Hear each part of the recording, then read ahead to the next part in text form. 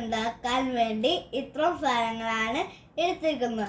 600 gram കുമ്പളങ്ങ, 3 പച്ചമുളക് നടു കീറിയത്, കുഞ്ഞിഞ്ചി നന്നാക്കിയിട്ടത്, കുറച്ച് കറിവേപ്പില, നാളികേരത്തിന് 1-ാം പാലും 2-ാം പാലും.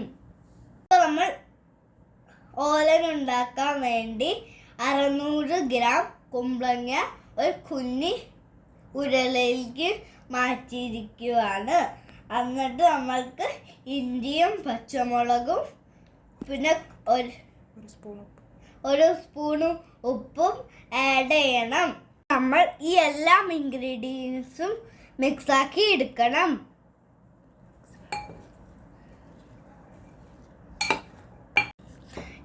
അപ്പോൾ നമ്മൾ ഈ മിക്സ് ചെയ്ത ഇൻഗ്രീഡിയൻസിലേക്ക് നമ്മൾ 2-ാം പാല് ഒഴിച്ചു കൊടുക്കുകയാണ്. ഇനി ഇത് നമ്മൾ മീഡിയം ഫ്ലെയിമിൽ തുറന്ന് വെച്ച് തിളപ്പിക്കുക.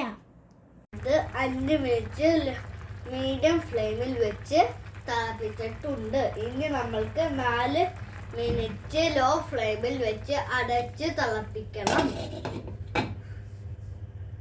4 മിനിറ്റ് അടച്ച് വെച്ച് വേവിച്ചു.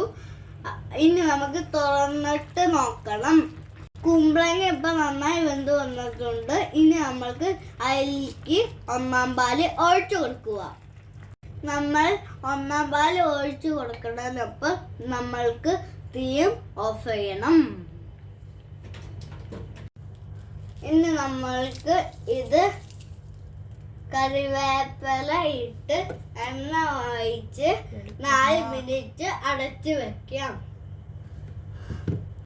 എണ്ണയും വേപ്പിലയും ഒഴിച്ചിട്ട് നമ്മൾ ഇനി ഇത് തുറന്ന് നോക്കാൻ പോവാണ്. അപ്പൊ നമ്മൾ ഇത് നല്ല സ്മെല്ല് വരുന്നുണ്ട്. ഇഷ്ടപ്പെട്ടവർക്ക് ഇത് വീട്ടിൽ ട്രൈ ചെയ്ത് നോക്കാവുന്നതാണ്. ഷെയറും സബ്സ്ക്രൈബും ലൈക്കും കമന്റും ചെയ്യാം. ഇനി സബ്സ്ക്രൈബ് ചെയ്തില്ലെങ്കിലും കുഴപ്പമില്ല, അത് വീട്ടിൽ ട്രൈ ചെയ്ത് നോക്കാവുന്നതാണ്.